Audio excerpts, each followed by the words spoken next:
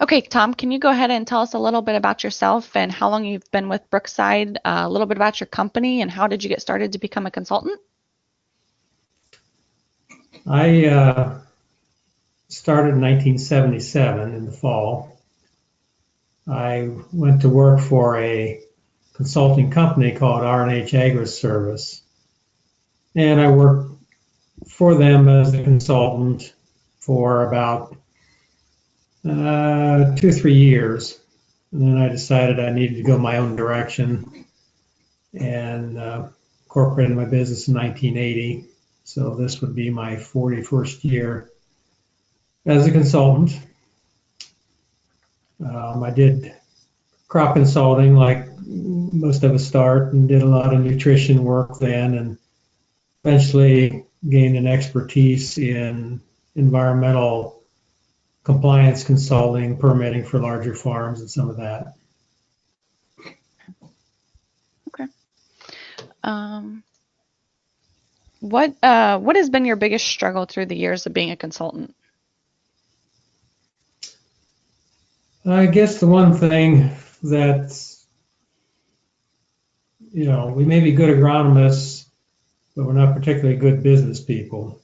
Hmm. So you have to learn business, and most of us learn it the hard way, it seems like. Yeah. But, once you get that figured out, I think maybe the biggest struggle is learning how to manage the business so it doesn't manage you.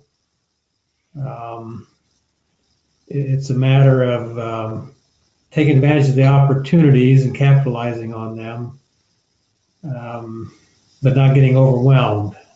And I was just talking to a consultant yesterday about, things are really, really busy and then things get slow and then you panic like, oh my gosh, there's no business coming in. And then you get out there and you hustle a little and all of a sudden you're overwhelmed again. So maybe one of the struggles is learning how to manage the busy times and the slow times and take advantage of the slow times in that's your time to kind of rest and recharge because Hmm. it'll get busy again, believe me. Yeah. If you don't mind me asking, what areas do you serve as consulting? What areas do you cover? Geographical? Yes.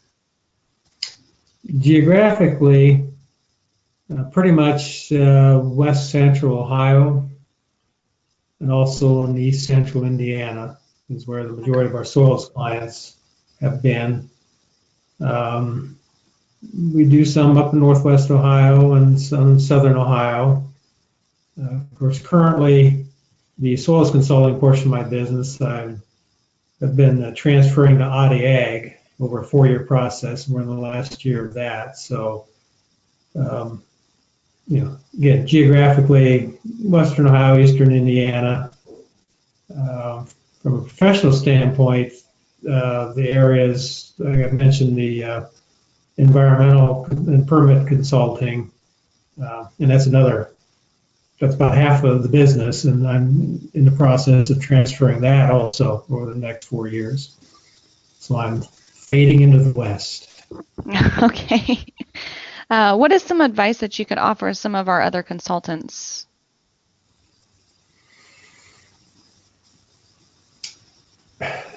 Be a good communicator. Okay.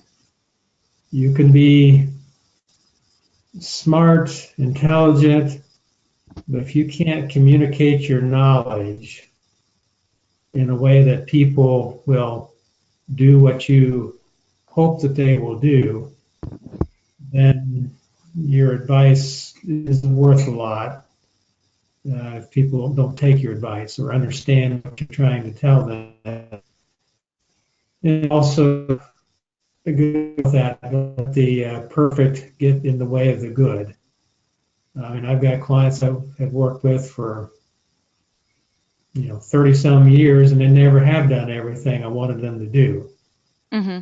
But still, if you can get them to do 70, 80% of it and they pay their bills, they're good clients.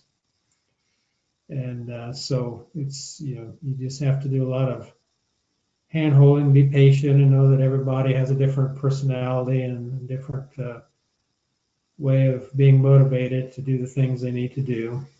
Mm-hmm. And also to be innovative, look at opportunities, be a leader in some of those areas. I always despise competition. So I always tried to do things that there really wasn't much competition in. And soils consulting to begin with, there really wasn't any competition. Mm-hmm. But it didn't take long for everybody selling fertilizer or peddling something to call themselves consultants. Um, so you just had to do something to stand out above the rest, um, and just be confident and move forward with new ideas and learn from your clients and be willing to be their helper and not somebody to tell them what to do. Good advice. Okay.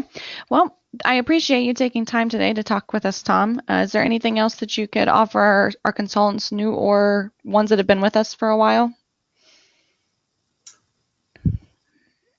Um, just that this has been a wonderful organization. The laboratory compares to none other. The fact that we were some of the first to do this sort of work and not be selling a product along with it, which really made our advice trustworthy. Mm-hmm. So when they talk about the trusted advisors, I mean certainly we are the trusted advisors because we don't have any ulterior motive but that to see our clients have good success, and then that brings success to us as well. Perfect. Well, thank you again, and we look forward to talking to you soon. All right, thank you, Lauren.